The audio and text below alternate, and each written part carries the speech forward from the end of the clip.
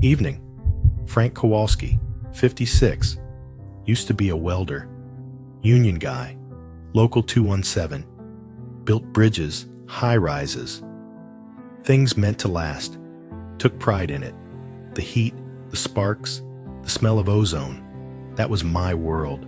Loved fusing metal, making something strong out of separate pieces. Thought I was good at it. Real good. Had my nephew Kevin working with me summers. Just turned 18. Smart kid. Quick learner.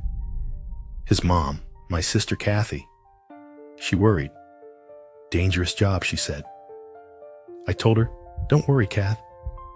I'll watch him like my own. Teach him right. Keep him safe. Promised her. He was going to follow in my footsteps, maybe even take over my spot on the crew someday.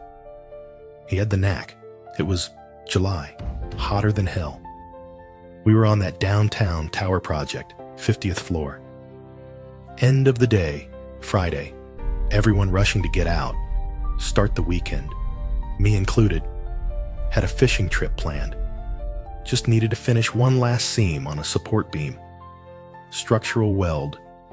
Critical. I was tired, cutting corners.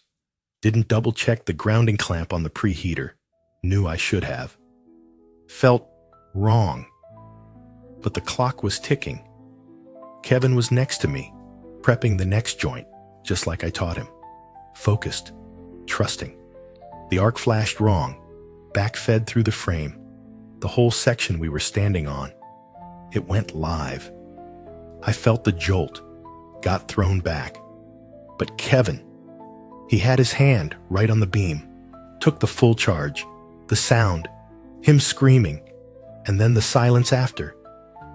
It rings in my ears every damn day. Still does. He didn't die, but the damage, nerves fried in his right arm, his dominant hand, the one he was going to use to weld, to build, to live. Doctors did what they could. Multiple surgeries. But it's permanent. A constant reminder. For him. For me. Kathy, my sister, the look she gave me in that hospital waiting room. It wasn't anger. Not really. It was worse. It was this hollowed out disappointment. Like I hadn't just broken safety rules. I'd broken everything. Broken her trust. Broken her son. Broken my promise. She just said, quiet like, you promised, Frankie. You promised he'd be safe with you. Lost my job, of course. The investigation, negligence was clear. My fault. Couldn't blame the company. Couldn't blame the gear. Just me. My rush. My stupidity. The career I built. The pride I had. Turned to ash. Went into a bottle for a while. Seemed like the only place dark enough to match how I felt inside. Lowest point?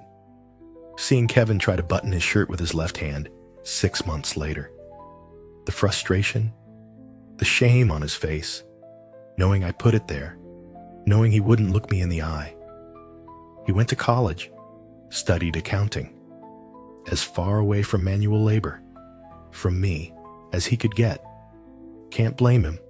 Took years to crawl out of that hole. Got sober. Started working odd jobs, handyman stuff. Kept seeing scrap metal everywhere. Remnants of things broken or discarded. One day, picked up a few pieces. Took them back to the little shed behind my rented room. Fired up a small torch I had. Not for building bridges, just messing around. Started sticking bits together. Making shapes. Twisted, ugly things at first. But it was something. Using the flame not just to join, but to reshape what was broken. Didn't fix anything? Not really. But it was a different kind of heat. Helped me stand here maybe. Kevin. Kiddo. I know. I know you probably don't want to hear from me. And Kathy. I know sorry has been useless for a long, long time. It doesn't give him back his hand. Doesn't undo that day. I live with that fire, the one I started. Every second. This ain't about forgiveness. I don't know if I got the right to even ask for that. Coming here, telling this, it's just me trying to face that flame, I guess. Trying to own the scars instead of just hiding them under my sleeves. Maybe just saying it out loud is something. It's all I got.